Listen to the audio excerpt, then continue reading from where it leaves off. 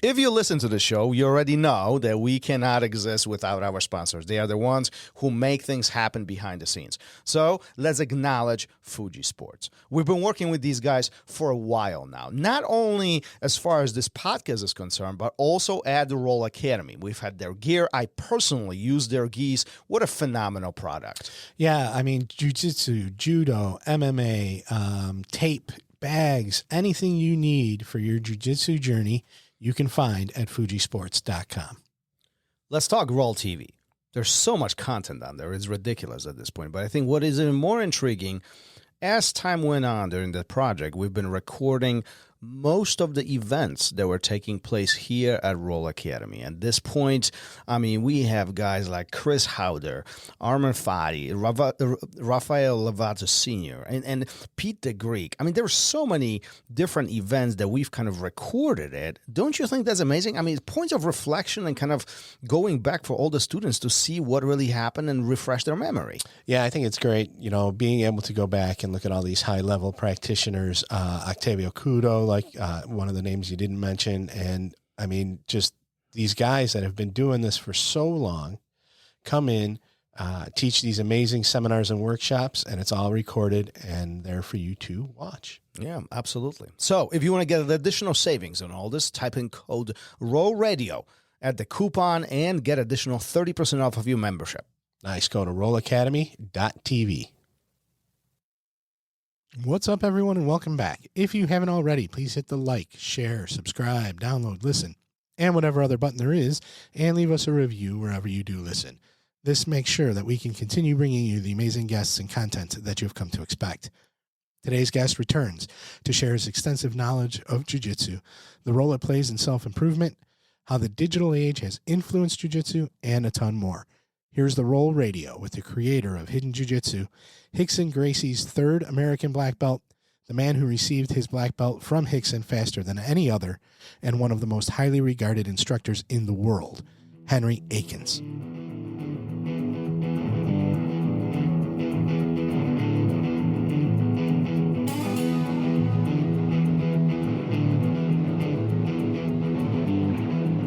Welcome to RŌL Radio.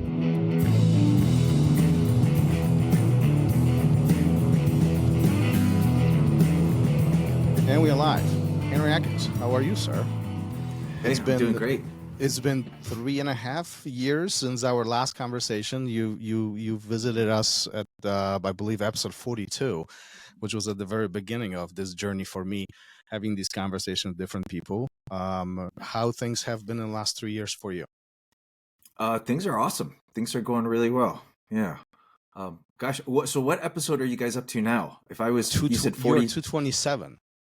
So this is 220. Wow. You've come a long way, Thomas. Congratulations, buddy. Well, thank you. I appreciate that. But, you know, it all started as like a coincidental podcast thing during pandemic, but now I really enjoy these conversations with different people such as yourself and really learning from different people and giving others opportunity to explore this from a different perspective through a conversation.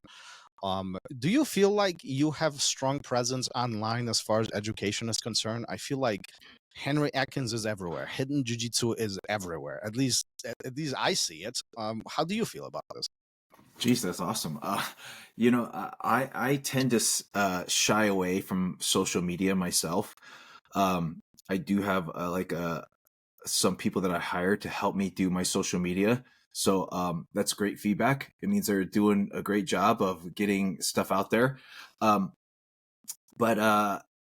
Gosh, you know, I've been doing online content since 2015. I think I was one of the first instructors to actually start having online content. So it's crazy how much it's grown. It's crazy how many people are putting stuff online nowadays. So I think in general, just that area has grown, that kind of medium for learning. So I'm happy I can be a part of it. And yeah, I mean, if you're noticing my stuff and what you're saying is it's you're seeing it everywhere, it's really big, it must mean that people are enjoying it, and I'm probably getting good feedback from it. So Do you feel like that's important part of jiu-jitsu education today? Like as we find ourselves in this very much so social media oriented world where everybody connects digitally. I mean, even this conversation, right? Like this wouldn't exist if we wouldn't have this technology around us. yeah, I think in general, everything is transitioning there, right? I mean, I know for myself, if there's something I want to learn or something I want to figure out, I go to YouTube, right? And I just pull up YouTube, and that's the amazing thing with the world we live in now. And I tell everybody this is literally we have access to all of the information in the world in the palm of our hands. Anything you want to learn, you can basically go on YouTube, or there's a video of it somewhere that you can kind of watch and learn from. And I think that's a really important part of jiu-jitsu, you know, because most people, and I know you've probably experienced this as well. You know, we train probably a few times a week. Most people train probably a couple times a week, you know. Some of us train every day. But usually when we're training for 1 or 2 hours a day. The problems that we encounter when we're training usually stay in our head for a little bit.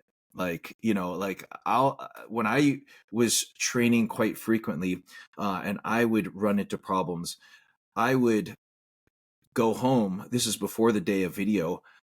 Man, it would eat away at me. Like, oh man, that guy kept grabbing my arm, or I kept getting swept like this, or he kept doing this to me. I couldn't figure out how to get out of this position. He was holding me like this. And it would eat away at me. And that's why I always had mats at my house. I always had some mats at my house, and I would grab one of my roommates who also, you know, my roommates also trained. And I would have them grab me, and then we would start to kind of problem solve on the mat. Nowadays, you just type in whatever situation you have, and you know, you'll find like 10 or 15 videos of how to deal with that specific problem or deal with that situation on YouTube. You know, it just depends on what instructor you're looking to learn from. So yeah, it's amazing, man. It's amazing that nowadays jiu-jitsu students can learn from the best instructors in the world, just like any topic, right? We have access to the best teachers in the world, literally in the palm of our hand. Do you feel like that's going to replace the in-person training at some capacity at some point of time? It will never replace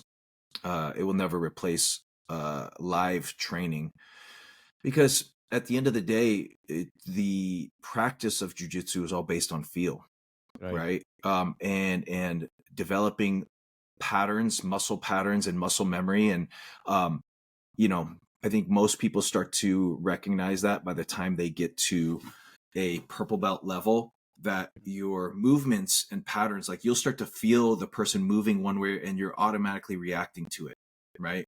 And so it will never replace the mat time.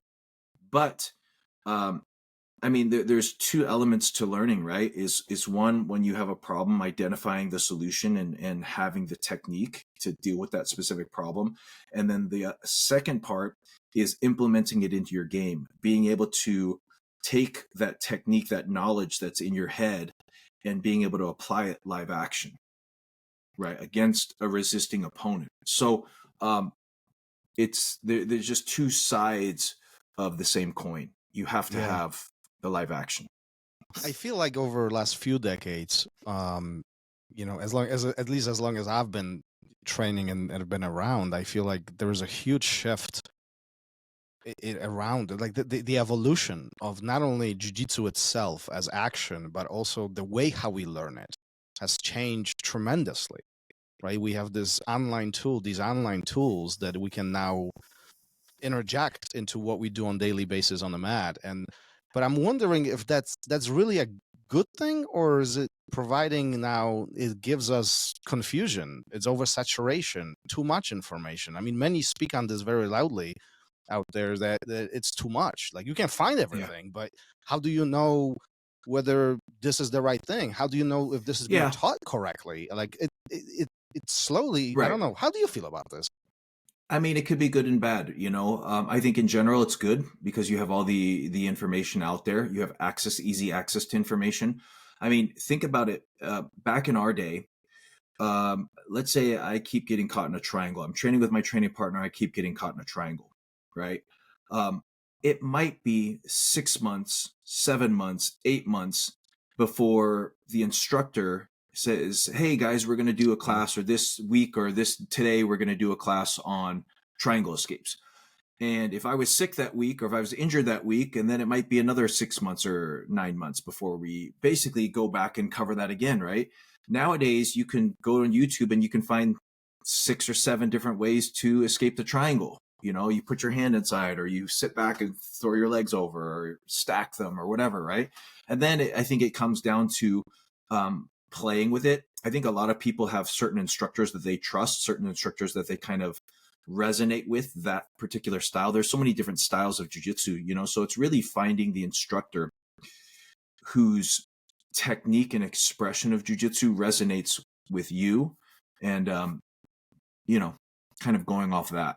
How do you find an instructor? Like how does one find an instructor that they resonate towards, you know, especially online? Yeah, I think body type is one filter that a lot of people tend to use and can be helpful. You know, I think smaller guys tend to have a specific style. Like smaller guys tend to be more scrambly. They tend to be quicker. They tend to be more fast. There's certain techniques that work for smaller guys. Guys with shorter limbs are usually not as good at triangles. They're not as good at darces because their limbs, you know, maybe they're better on the back. So I think body type, you know, bigger, heavier set guys they usually don't have great guards. They usually don't have a lot of really, really good movement from their back.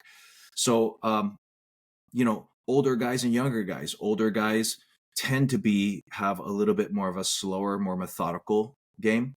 Younger guys can get away with more athleticism and tend to have a little bit more of a faster, higher pace game, less pressure and more movement based. So I think it depends on your age, what your physical capabilities are. And I think, you know, jiu-jitsu styles do tend to be very body type specific. Do you feel like that if we find ourselves in one of those categories, whether, you know, smaller guy and faster and so on, should we ignore the other components of it? Should we hyper focus on what we do the best, or should we create diversity and really be, you know, pretty good in all areas, even though this might not be our preferred method? Yeah, so the way that I was trained and how Rickson really focused on training us is to not have any holes in your game. So the goal was to be good everywhere. But the difference is there's many different ways or methods to do each position, right? So from the mount, there's different techniques that you can use to maintain mount. You don't have to be good at all of them. You don't have to be good at everything. And then there's different submissions that you can use for mount. Some guys really like the head and arms. Some guys. So, I mean, at the end of the day, our goal is to submit our opponent.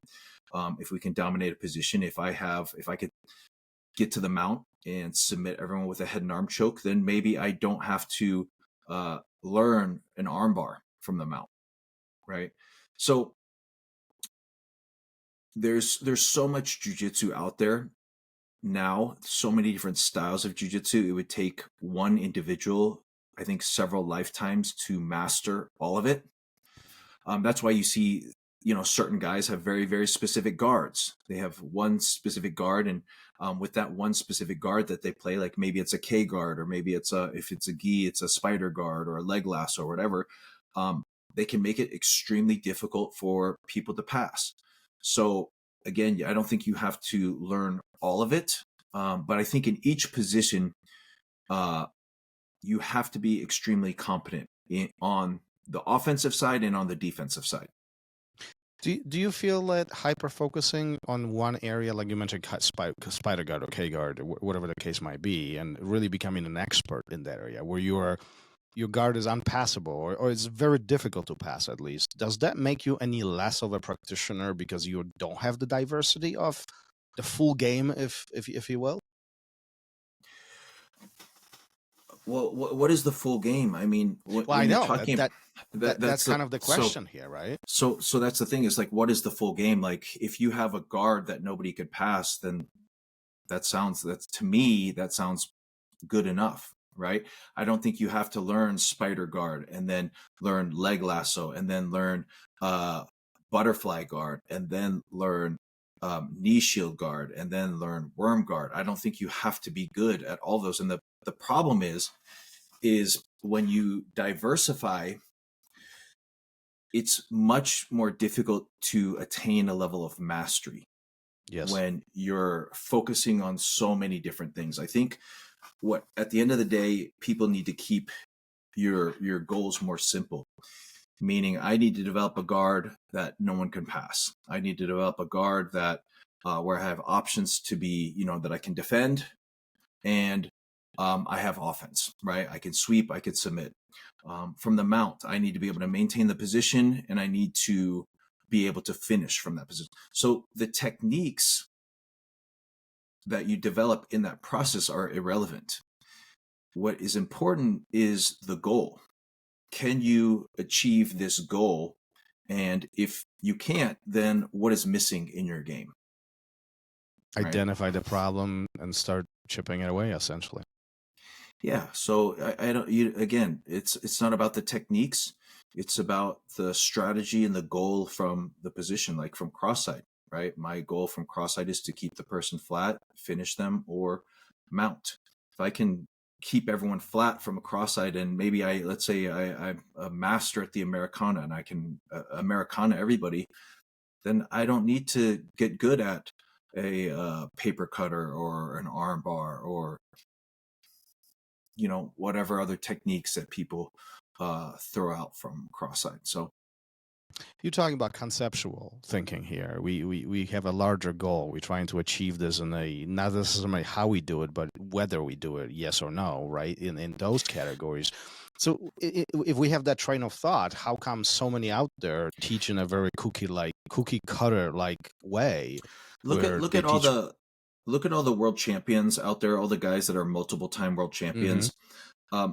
They all have very specific things that they do exceptionally mm-hmm. well, Yep.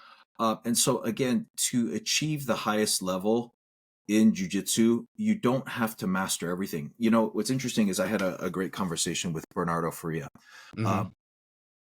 I've become pretty close with the guys at BJJ Fanatics. I've done a lot of work with them over the past few years. And one of the first nights that I had dinner with Bernardo, we were talking, and Bernardo's a 5-time super heavyweight world champion. Yeah. Right. We were doing some stuff together on the mat earlier in the day. And I said, hey, Bernardo, show me your cross collar choke. He did the cross collar choke. And he's like, you know what, Henry, this is not really my move. And so he was like, not really doing it well. Right. And I showed him, hey, this is how I do it. Feel this. And he's like, wow, that's amazing. And, we were kind of exchanging techniques. And so at dinner that night, he said, Henry, you know what? He said, I'm only really, really good at about 10 moves. But when I compete, what I do is I bring that person into my world and I force them to deal with the things that I've put so much time into. Like I've spent 5 times the amount of time in these positions than that person has. And so I have an answer for everything they're going to do. He hyper focuses on a few positions. Like he's really good at like deep half. Right. He's very good at over under passing, like passing the guard using over under. So there's certain things that he's exceptionally good at. And when he brings the person into his world, those areas that he's put, 5 times the amount of time that they have, he has the advantage. So again, I don't think you have to know all of the techniques out there. I think at the end of the day, you have to be good at all the positions just in case you ever get put in any of those positions. But knowing all the techniques I don't think there's so many techniques that I don't know. I have a very, very, I think, small, narrow breadth of techniques in my game, but there's a lot of depth to the techniques. And, a lot of people, when they talk about my jiu-jitsu, Rickson's jiu-jitsu, what I tend to focus on are the fundamentals, the basics, and being able to do the basics at an extremely high level. So, yeah. So you mentioning yourself, your style. You mentioning Bernardo, which we had on the show too. What a phenomenal guy! I love that guy. And all of you, all of the individuals you're mentioning, you guys have, all of us, we have decades of practice, experience, knowledge, in experimentation. If somebody is just starting today, or maybe they started last year, that shrinks significantly. How does one develop the skill of narrowing things down, becoming an expert in one area? I mean, we all have to start somewhere. We all have started somewhere, right? And a lot of it's through experimentation and just body type and what you explained just a moment ago. But if somebody started last year, how do they narrow this down? Well, I think their instructor is a person that will give them guidance, and I think trial and error is the other teacher, right? Because as you start playing around with things in the gym, you either have success or you don't have success, and failure is always the catalyst for change and growth. So if you're not having success, that's going to push you to do things differently. So, and that's why there's no substitute for mat time, because at the end of the day, our jiu-jitsu, whatever techniques you're using, has to work against a 100% resisting opponent. And so can you implement your techniques, whatever you're trying to do, against 100% resistance? Well, Right. and you mentioning interesting things. Failure is a catalyst for a change, and I think this is the hard part behind jiu-jitsu that many underestimate. I think we often look at this as, I want to come and learn and I'm going to be successful, but we underestimate the amount of difficulty, obstacles, and failure ultimately that really catapults us to being more successful. Yeah, well, like we mentioned earlier, like how many times have you been frustrated with your performance in the gym, and you've gone home and you can't stop thinking about it? That certain drive to do better, that certain motivation, because it sucks. It sucks getting smashed. It sucks getting dominated. It sucks. Like, I think mentally, it's not easy for anyone, and so that drive to get better, right? Pushes us, like, okay, I'm going to try to figure out, like, I keep getting caught in this, or I keep getting stuck in this position. How do I get out? Do you feel jiu-jitsu is for everybody in that sense? I feel it is for everybody, mean everybody can do it. But on the other hand, jiu-jitsu is extremely difficult. And so it takes a certain type of individual, a unique type of individual, that is going to keep coming back when things start getting hard. So yes, it is for everybody. Everyone can do it. You see, there's all different body types. There's all different age. Like, there's people from every different age that do jiu-jitsu, males, females. So anyone can do jiu-jitsu. But again, I've coached and taught tens of thousands of students over the years. It's extremely challenging. It's extremely difficult. And so in a sense, it is not for everybody, because it's for those people that love the physical and the mental challenge, that don't mind going through that level of adversity, and are willing to keep coming back and go through it again and again and again to improve. And so, yeah.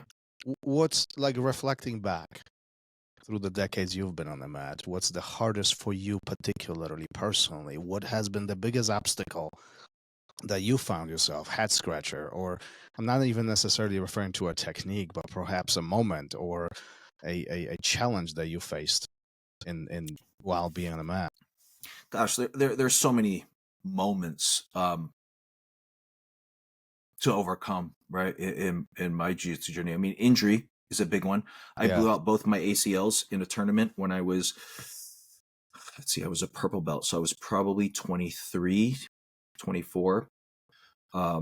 I blew out both my ACLs in a tournament. I was young. I didn't have health insurance. And so it was a year for me out of training, where I had to basically rehab myself. So I still don't have an ACL in either knee, but I was able to rehab myself so that I could, so I'm still able to train and do what I love. But that was a very difficult, because when I went in to see the doctors and they did the MRIs, they're like, oh yeah, if you don't have this surgery, you're not going to be able to walk or train again. So How did that feel? That conversation. you know, I was young and I was full of like testosterone, and so as soon as the doctor tells me you're not going to be able to train and not going to be able to walk again, I'm like, all Let me right, show you. challenge accepted. Yeah, it was literally challenge accepted. We'll see. I feel like, and I've been in your shoes. I had a fair share of injuries and surgeries and all that, but I feel like that's almost like what you're describing, a challenge. It's like, no. First of all, you cannot take the one thing that I love away from me, and two, Yeah. there has to be other way around this. And I feel like a lot of guys are finding themselves in those positions. Yeah, I mean, I think that's life in general, right? You either figure out how to deal with it and keep pushing through, or you give up. Yeah. And you're telling me that I'm not going to be able to do jiu-jitsu, or I'm not going to be able to walk again? Yeah, right. We'll see. Here we are, right? Like, Yeah. have you ever found yourself in a position where you had to ask yourself, why in the world I'm still doing this? Why I'm putting myself through this? Fortunately for me, I haven't had very many injuries. Besides that one incident is kind of one of the times that I've had like a traumatic injury. But thankfully for me, my body is overall very, very healthy, feels very, really, really good. So that type of adversity, obviously I dealt with that when I was very young. But jiu-jitsu has been such a blessing in my life. And it's blessed my life in so many ways. Relationships, obviously financially, I never ever could have imagined that I could, when I was coming up, that I could actually provide a decent living and have like a family and have a good life from doing jiu-jitsu. So I travel all over the world teaching jiu-jitsu. So it's been such a blessing that doesn't really come across my mind. Usually I'm just filled with so much gratitude for the opportunities and the things that it's brought me in my life. Do you ever reflect on what this would look like if this didn't go this way? If you stopped jiu-jitsu at any point in time, even like thinking about that purple belt, if you listened to your doctor and you didn't continue jiu-jitsu, what would you be doing? That's a great question. I have no idea. I mean, it's pretty interesting because when I talk to so many people about their kind of passion in life or their mission in life, so few people actually ever find their passion, their true passion. And some people, they're doing a job that they're miserable at, and maybe they find something they're passionate about later on in life. I was so fortunate that I found my passion at such an early stage in my life, when I was 19 years old, and I went all in. Right. Many people that know my story know that I kind of moved from Oklahoma to Los Angeles to train with Rickson. Across the country. Yeah. In 94, 95. So, yeah, man, I feel so blessed. Have you ever reflected on that in the sense of back then? First of all, you gambling with your life, so that's one at such a young age. But two, the opportunities that we have today didn't exist back then. I mean, there were well-established instructors who were the world class, and they didn't make half of what we can today. Oh yeah, absolutely. I mean, I saw that with Rickson. Yeah. I mean, he was not great at running a school, at running the business side of things. He actually had zero interest in it, and so all of his money came from fighting. Yeah. And he was, at the time that he was fighting, he was the highest paid mixed martial arts, no holds barred fighter in the world when he was fighting. So, the opportunities, I mean, you mentioned I was gambling with my life. I think I was so young at the time that I think when you're younger, they say that the male brain is not fully developed yet. And so I think when you're young, you don't think about repercussions as much. Nowadays, I'm such a planner. I'm so meticulous when it comes to planning everything out. I don't know if I would have made the same decision. Now, at my age, almost 50, I'll be 50 in a couple months, that I did then. But I'm so glad that I did, because also when you're young, you have so much time to make up. In my head is like, hey, I'm just going to do it. And if it doesn't work out, I can always move home and figure something else out. But I'm just going to go for it. Right. That was kind of my idea. Move to LA, don't know anybody, don't have a job, just found a place to rent from the newspaper, right? Look at listings, found a place to rent for $400 a month, like a room. And then just started training, and I'll figure everything out as I go. Well, and look at you now. I mean, few decades later, and I mean, someone might consider you the luckiest cat in the world. I mean, you're living the dream. I mean, many not only want to learn jiu-jitsu, some would love to teach. Handful make it to having students, and very rarely we get to the point where we establish a brand as something that's recognized. And you speak very humble of yourself, but I think we both know that the Hidden Jiu-Jitsu and Henry Akins is very present out there. And I think a lot of people benefit from your way of teaching, your philosophy, the way how you process jiu-jitsu and how you share it. It's every time I see you teaching, it's very radiating. Like it just radiates the passion that you have for jiu-jitsu, and that's very refreshing. It's not there are not many people like that out there. Thanks, man. You know what? It's crazy. I'm still just as passionate about jiu-jitsu. People always ask me, they're you've been doing jiu-jitsu for 30 years now. Do you still love it? And I'm just as passionate about teaching and sharing jiu-jitsu now than I've ever been in my life. Again, it always comes back to like gratitude, right? Just living in gratitude. And it's pulled me through so many dark times. It's benefited my life physically, mentally, emotionally, brought me so many amazing relationships, allowed me to travel the world. That's why I'm so passionate about sharing it with others. It's beyond the ability to protect yourself, beyond the ability to defend yourself and defend the people that you care about. It's all of the other benefits that it provides. It's for me, I always look at it as it has been the most powerful tool for my own personal self-development. And that's why I want to share it with other people. Isn't it interesting how this activity, this martial art, this sport, whichever category we put this in, we all started with a very, very narrow, specific idea or goal. I want to lose weight, or I want to defend myself, or I want to learn something new. And then it evolves into this lifestyle. I mean, for lack of better words, I mean, it is a lifestyle. It's something that we embrace daily. And then oftentimes we take it off the mat, and then truly we are solving problems in our personal life using the methods we learned on the mat. Yeah.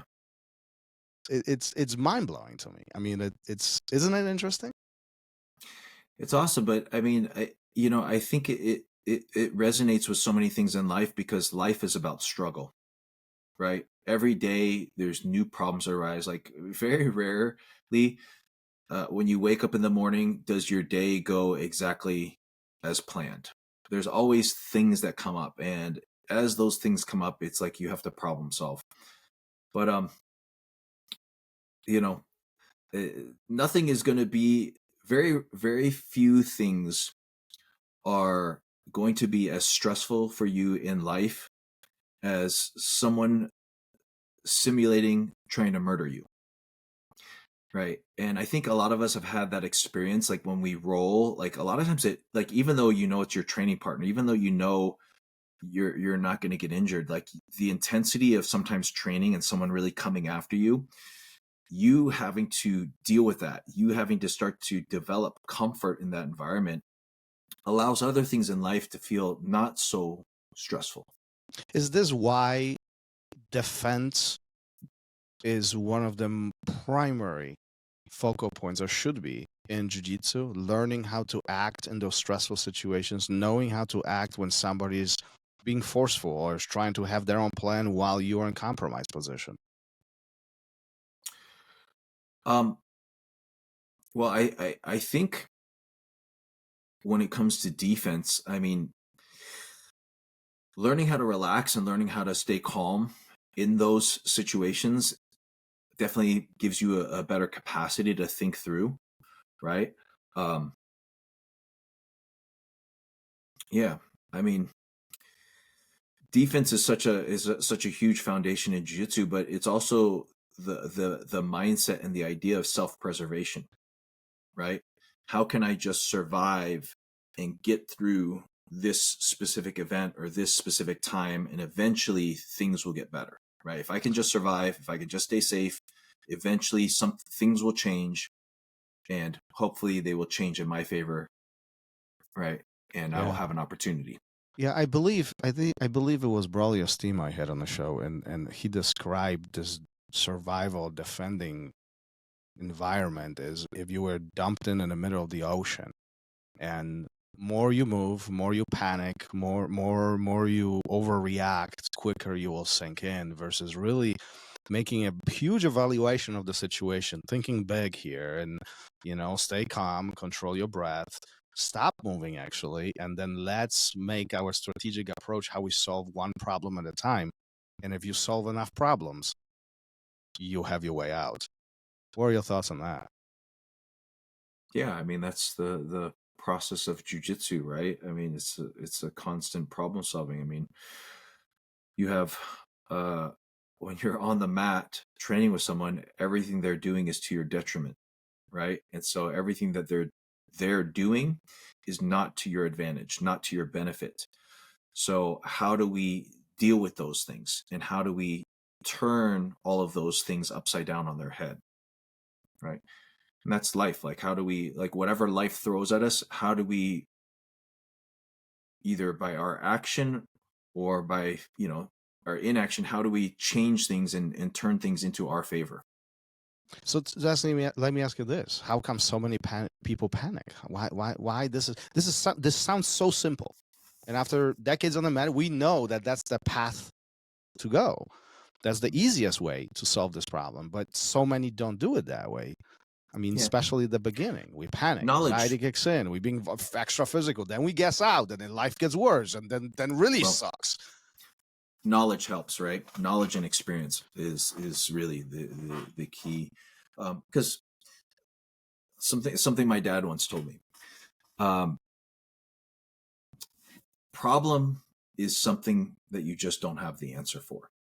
Once you have the answer for it, it's no longer a problem, right? And so what allows you to be calm in a lot of times these chaotic situations is that you have the solution, right? Like, if people mount on me, I'm so calm and relaxed because I'm just like, well, what are they going to do?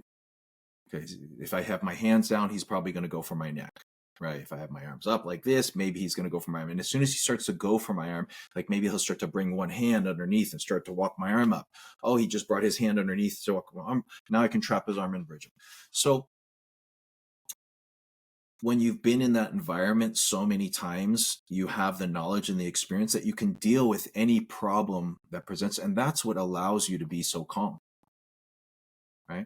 If you don't know what's going on, if you're like, oh my God, what is he going to do? Is he going to go for my neck? Is he going to, like, that creates panic. That, I think not knowing, right? Not knowing is, I think, a major thing with just fear in general, the idea of not knowing. And that's the beautiful thing with jiu-jitsu is, through decades and decades and decades of us grappling with each other, trying to physically control another human being and dominate another human being and put them in a position where they have to give up. We kind of have it broken down to a science. Oh, it is science, isn't it? Mechanics, balance. There's a lot of science in it. Leverage, right? Mhm. Understanding leverage, understanding body mechanics. Do you feel like that? So this experience of what you're describing right now obviously takes time on the mat and time of reflection, time of studying, learning, experimenting, and so on. Is because we have access to this enormous amount of information these days, and everything feels like it's speeding up. Is there a shortcut to all of this where we can gain this a little bit faster, or we can transfer this to our students a little bit faster through our experiences? Or should this be just a grind as what you and I have experienced, it, decades ago? Yeah, I don't think they're when you talk about shortcut, it is kind of shortcutted because, again, just the process of what I described earlier, like any problem that you encounter on the mat, you can usually figure out the solution to it online. There's tons of videos that will basically solve the problem for you, give you a technique to be able to deal with that situation that you're dealing with. But the hard part is ingraining it into your muscle memory, being able to execute it live action in training, right? It's one thing to know the technique. It's another thing to be able to perform at live action against 100% resistance. And so that is what takes the time, right? And different people absorb different things at different rates. So, all of us, some people are more coordinated. Some people are more athletically inclined. Some people take to jiu-jitsu, right? Some people are more natural at jiu-jitsu, and some people, it just takes them a little bit longer. I mean, you have a ton of students, and you know that some guys just pick up movement really quick. Yeah. And some people, it takes them a long time to. No, you're speaking truth. There are some teenagers that they are like sponges. It just like, they see it once and it's flawless. And it's amazing to see that evolution too, where these young minds are really getting really good at this. It's kind of scary in a way. Yeah. Yeah. I was just with BJ Penn last week. And, BJ got his black belt in like 4.5 years, right? He was one of those people that just took to jiu-jitsu, right? He picked it up so fast. Now, he was spending countless hours in the gym. So the amount of time, like where most people are training 3 times a week, he's training 4 or 5 hours a day. But, he's one of those people too that just took to jiu-jitsu. Right. I used to work with Ronda Rousey a little bit. Like I could teach her something in class and she would be able to do it in training that day, which is like ridiculously like quick. Like I would show her like a technique, like an escape, and then literally she'd be doing it like live action in the middle of training. So there's certain people that just are able to absorb technique, absorb movement, they just pick things up very quick. How do you process that information? I mean, let's just say takes you particular, or it took you, an extensive period of time to discover, experiment, learn, and then execute a whatever there might be. And then somebody picks it up in a heartbeat. Do you feel a sense of satisfaction, or is there a sense of like, I don't know, annoyance? Like, this is not fair. Like, come on now. I love it when people are able to pick things up. It makes my job easier as a teacher, right? Like, what's frustrating is that when for me, is when I'm teaching something and explaining it, that they're not able to pick it up. And most of the frustration is on myself because I'm beating myself up. I'm like, man, how do I explain it in a way, or how do I teach it in a way where I can get this person to absorb the information where they understand it, right?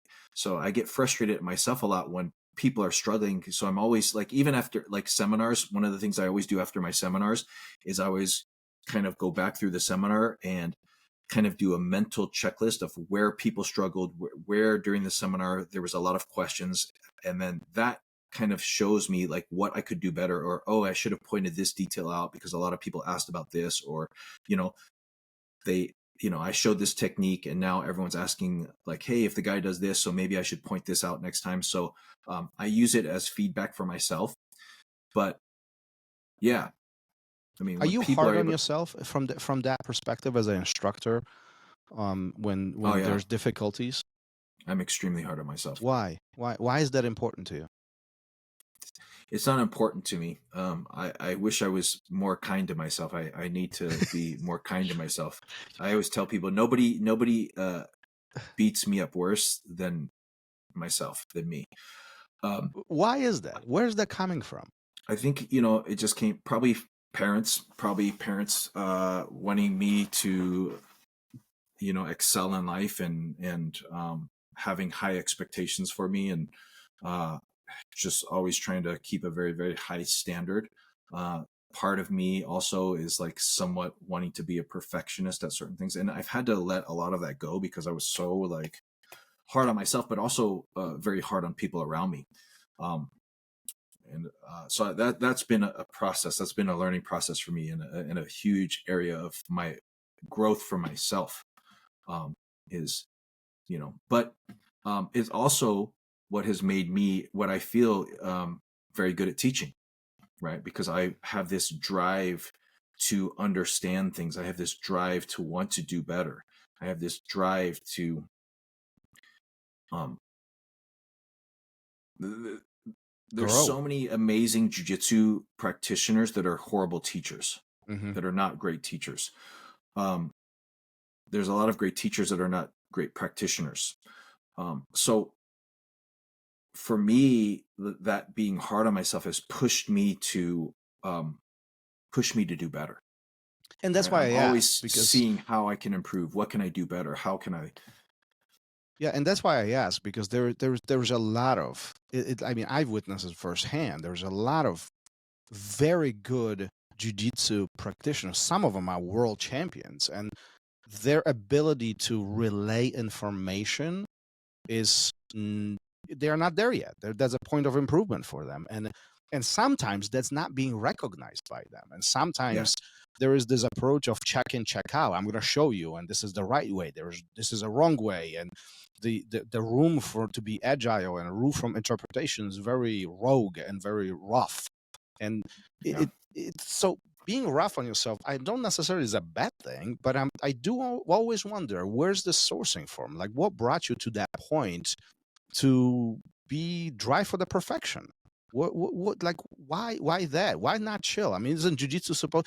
Listen, Henry, isn't like we are supposed to teach 2 hours a week and eat acai, go surf a little bit, and the life is good? Like, we have nothing else to do, right? Like, why are you making this so difficult?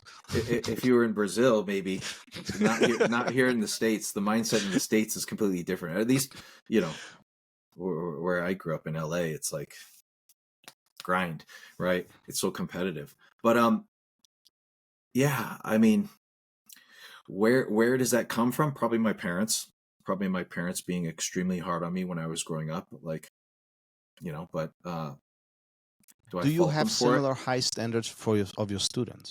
Does that translate to the next generation? The instructors who are learning to teach, do you have the same expectations of them?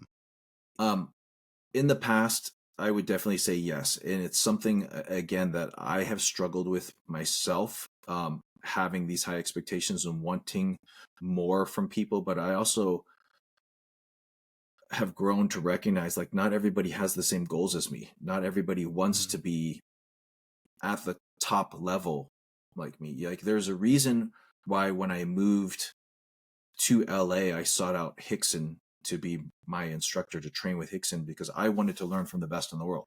If I was going to do it, I was going to train with the best, and I was going to do it at the highest level. But not everybody has that.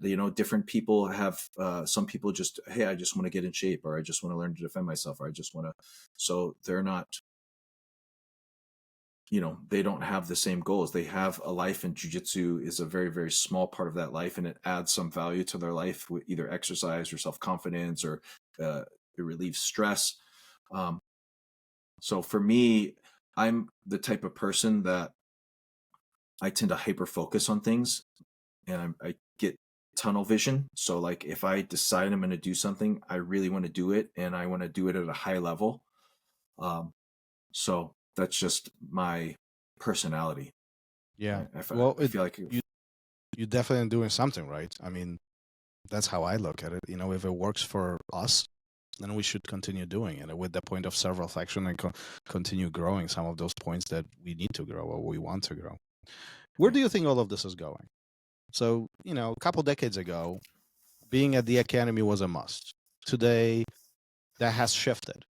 We have these online tools that we've talked about this entire conversation surrounded around this, right? Where is all of this is going? Is jiu-jitsu becoming a sport itself? Is it still a martial art? Is it an activity where we can stay busy and has it as a hobby? Where do you envision jiu-jitsu in a decade or 2 or 3, or maybe we are long gone? Where is this going to be? It's all of the above, right? It's whatever you want it to be. If you want it to be a sport, then you can go compete in the IBJJF and go into competition.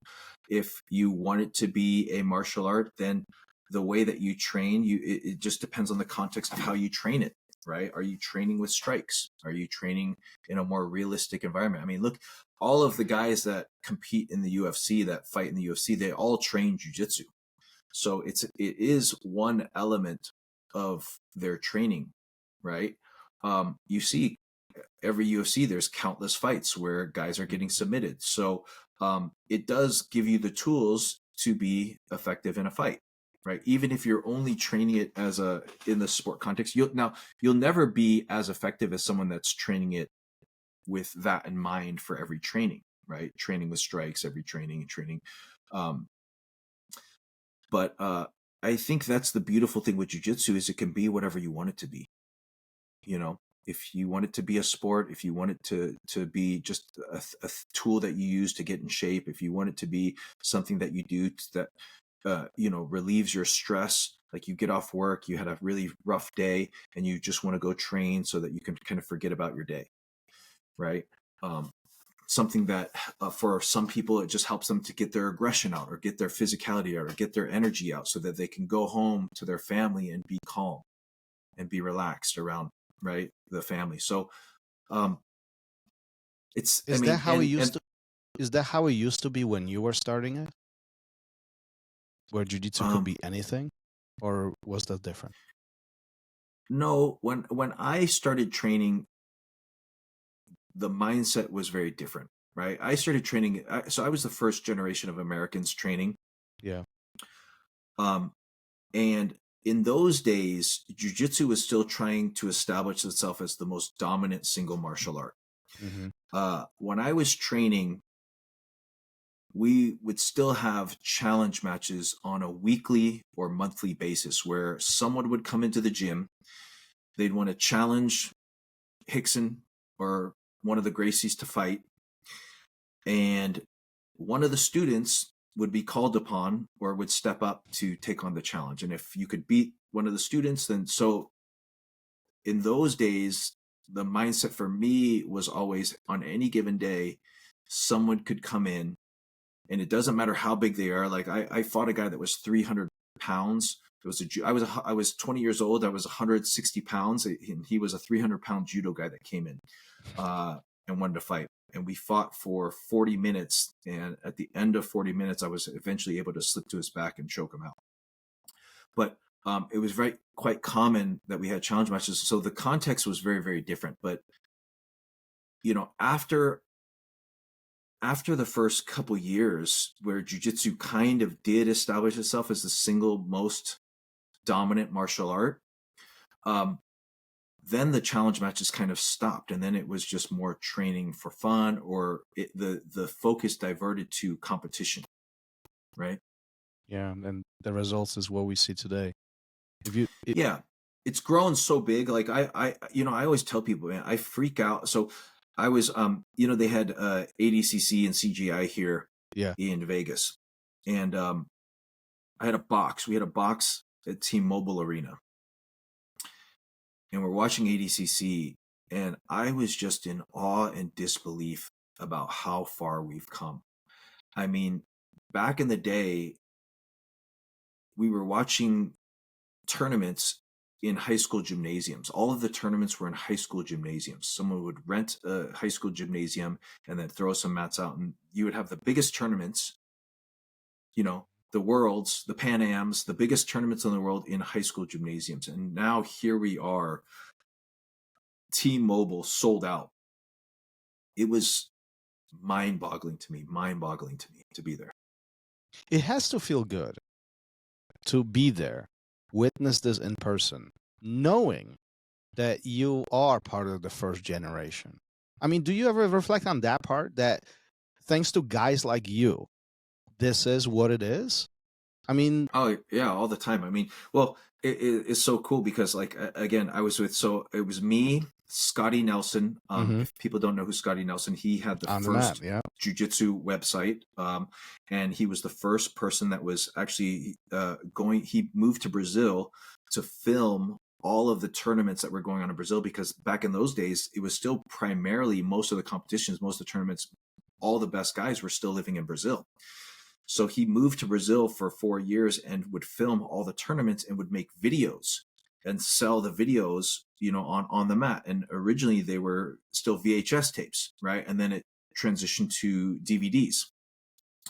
But it was me, Scotty Nelson, and Scotty was from Half School, trained up at Half's in the Bay Area, and BJ. And we were at the UFC Fight Pass event. Mm-hmm. Right. So it's pretty crazy. UFC is now starting to really push jiu-jitsu really, really hard.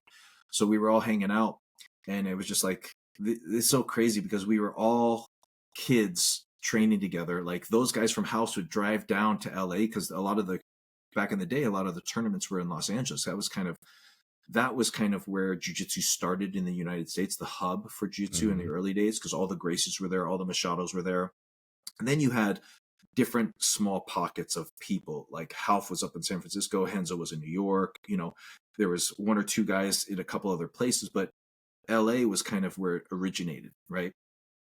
So most of the tournaments were in LA, so those guys would drive down, and I had a 3-bedroom apartment with 3 roommates, myself and 3 roommates, so there's 4 of us living there, right? Each of us had an apartment, and one person was always sleeping on the couch. We had, traveling, like, visitors and different people traveling, and we always had mats in my living room. And so the guys would come down, and we would lay out the mats, and everyone would just sleep on the mats. And then, they compete the tournaments. We'd all corner each other and cheer for each other when they're competing. And it was just kind of so, it was one of those nights where we just got to reminisce about the early days of jiu-jitsu. And then, obviously BJ being the first American world champion of jiu-jitsu. And then you see his career. I mean, he, just himself, must have exposed so many people to jiu-jitsu because he was such a fan favorite in the UFC. Oh, yeah. Right? So the amount of people that must have started jiu-jitsu from watching him in the UFC and idolizing him must have been huge. But yeah, it was kind of cool. It is kind of cool. I mean, it is kind of cool, not downplaying it. Do you ever think about this, that, as you mentioned it halfway into the show, you're going to be 50 soon. I mean, the time is running out, same for Rickson. I mean, he's running out for who? Well, for all of us. I mean, we all got expiration dates. I mean, not anytime soon, but it's down the line somewhere, right? Like, these generations, these new guys are coming in, old guys are phasing out. Do you feel like all of this will begin changing as the old generations are fading away? I mean, even from Rickson's perspective, he's not as present as he used to be. It's life. Yeah, right? I know. I mean, that's life. Life is about constant change. So, do you feel like you have a responsibility to pass this on to the next generation so this keeps going? Absolutely. That's the whole reason that I started my website, Hidden Jiu-Jitsu, was in 2015.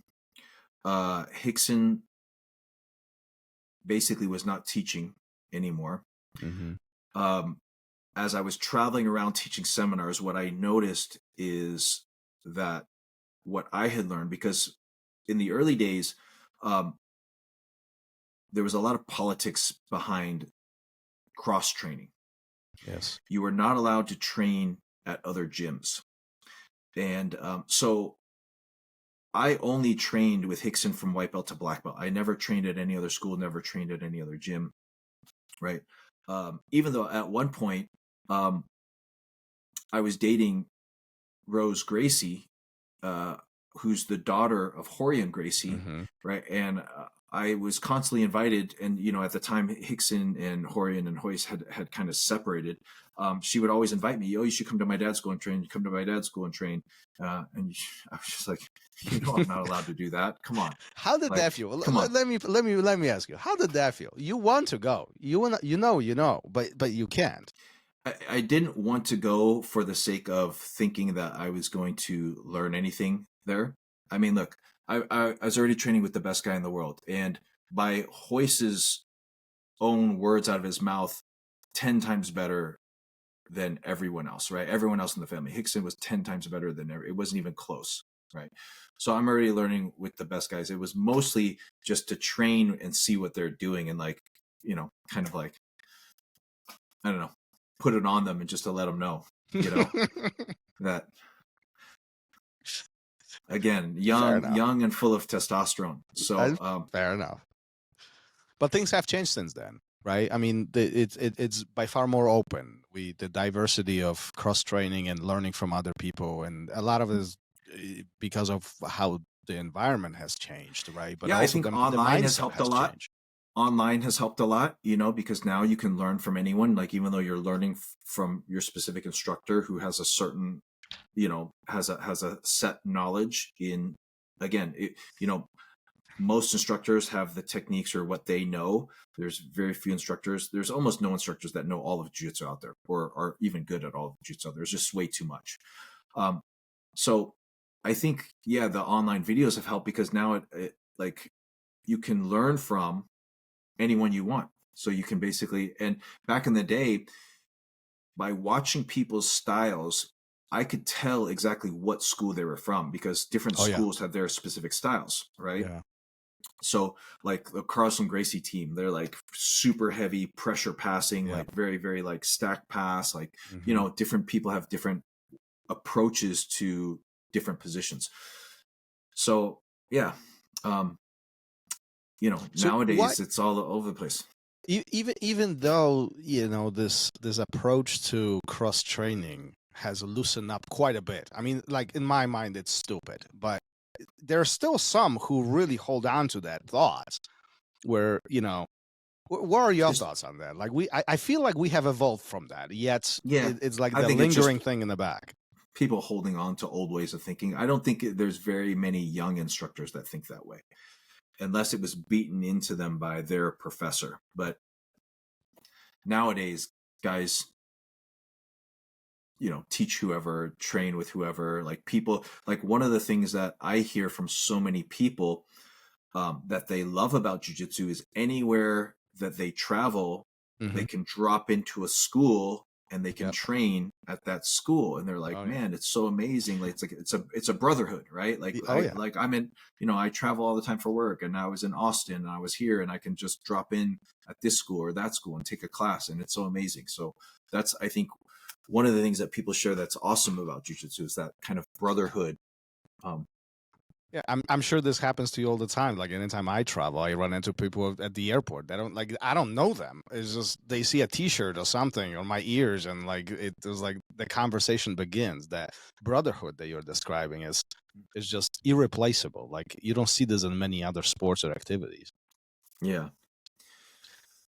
Amazing. Anyway, before we wrap this up, we've been at this for an hour. What I do at the end of every episode, I have a question from you from a previous guest, but he didn't know that you're going to be answering it. So it's question completely in dark, okay? And it kind of creates always an interesting end to the conversation. And the question was, one thing you could change about jiu-jitsu generation, what would it be? What does that mean, jiu-jitsu generation? Today's jiu-jitsu generation, the next generation, the guys who are doing it today, if one thing you could change about it, whether technique, jiu-jitsu, culturally, anything, what is the one thing that you would adjust?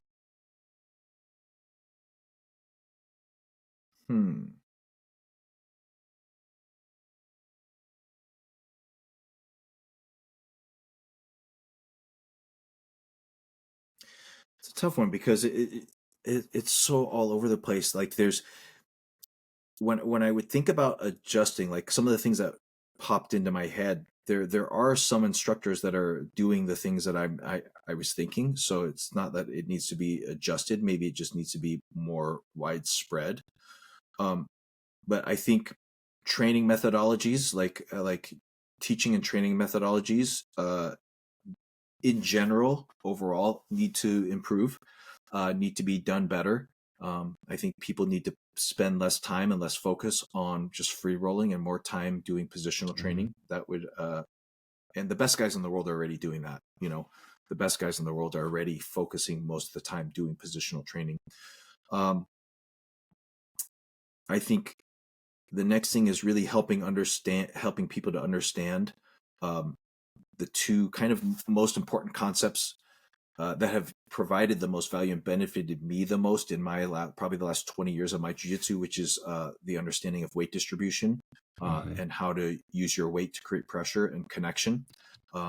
Again, some of the best instructors in the world are now talking about that a lot. So it's not that it's not happening, but it just needs to be more widespread.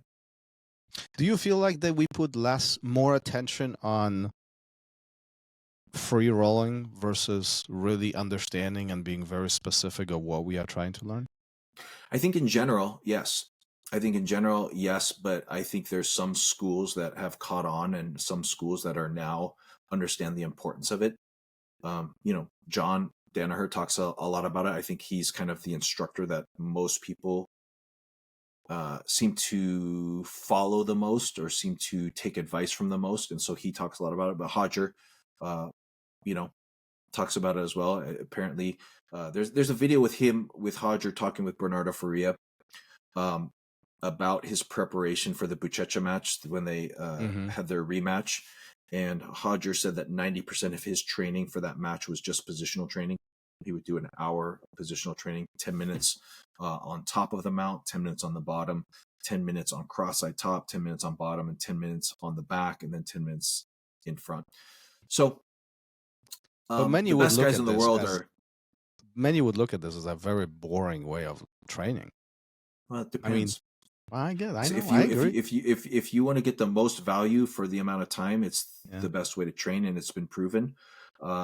And all the best guys in the world are doing it. So There's something there. Free rolling, can it be more fun? Sure, it can be. It's probably a better workout because it's like nonstop action for 5 minutes until someone taps and then you reset again. Where with the positional training, you're stopping and restarting much more frequently. But it depends on your mindset. With the positional training tends to point out more holes in your game. It exposes you to much more holes in your game, and it exposes you to the areas that you need. It puts a microscope on your game where the free rolling doesn't. So, Well, and I guess what we talked about at the very beginning, it really depends on your goals, right? Like if you really want to educate yourself and be very good practitioner, then positional training is the goal, is the path. Now, if you want to be more conditioned and have more fun, then perhaps the free rolling, right? Choices are ours, I think right? I think everybody, regardless of who they are, if you're committing a certain amount of time to this, then you probably do want to get better, right? But you can balance your how much you want to get better, how quickly you want to get better, versus how more you just want to roll and have fun and get a workout. Yeah, so I agree. Each person will have to, balance that Find for the themselves. balance. Yeah, actually, I agree 100%. Henry, thanks for being here. Over an hour conversation. I love it. I loved it the first time. I love it this time around. I'm so glad that we were able to make this happen. Before we depart, before we finish this, if anybody has been under the rock and they don't know where to find you, where is Henry Akins? Where can they connect with you? What's the best path of connecting with you? Perhaps dropping a question or two and learning from you. Where are you available? Yeah, I have a ton of content on, probably the most amount of content on my website, hiddenjiujitsu.com, HIDDENJIUJITSU.com. I have some stuff on BJJ Fanatics as well. There's a ton of videos. If you just Google or YouTube my name, put my name into YouTube, I have a ton of stuff for free on YouTube. And on Instagram, Henry Akins BJJ, and on Facebook. So those, I kind of share new videos pretty frequently on my Instagram and my Facebook, but there's a ton of stuff on YouTube as well. And I'll make sure that all the links, as always, are included in the show notes. So if you guys want to check this stuff out, check out his website, connect with him directly. All that's going to be available right below this episode. So make sure you guys reach out and use Henry as a resource. I mean, what an amazing mind. So many years on the mat with so many good people. I mean, you've trained with virtually everybody. I mean, it's crazy. When I watch you on Instagram, you're like, every weekend you are somewhere with somebody. Like, it's good for you. That's awesome. Yeah, thanks. That's awesome. By the way, Thomas, I just want to let you know that you sent me a plaque because I think our episode was the most viewed of that year. Yes. And so you sent me a clear, it's a clear. Yes. It's not plastic, but it's like a trophy, clear material trophy. Yeah. That I have in my training room. So it's sitting in my training room. So everybody that gets to come over and train with me at my private Well, that's studio, awesome. And just for the record, your number 2 most listened episode as it stands today after all these years. So there's, thousands of people listening to this. So hopefully we'll make the same impact with this conversation. And listen, do me a favor, take a picture of this and post it and tag me in it. I would love to see where it's at your place. I will. I will, for phenomenal. Sure. All right, Henry, thanks for being here. That's one. Number 2, thanks for doing what you do, because I truly believe that without people like you, we wouldn't be able to do what we do. I wouldn't be able to have my job. I wouldn't be able to have my life. So my head goes off to you guys, and you are the first generation, and you guys paved the path to make life easier for the next generation. And I think we have the job to do the same thing for whoever's coming after us. So I appreciate everything you do. And as always, I'll be sitting on the sidelines and just enjoying the view as you doing your amazing things on the mat. Thanks for the chat today. Thanks, Thomas. I appreciate the time, man. Thank you for listening to RŌL Radio. If you enjoyed the show, don't forget to leave us a review and help us make the show even more amazing. For future episodes, check out our website and follow us on all major podcast platforms. Take care.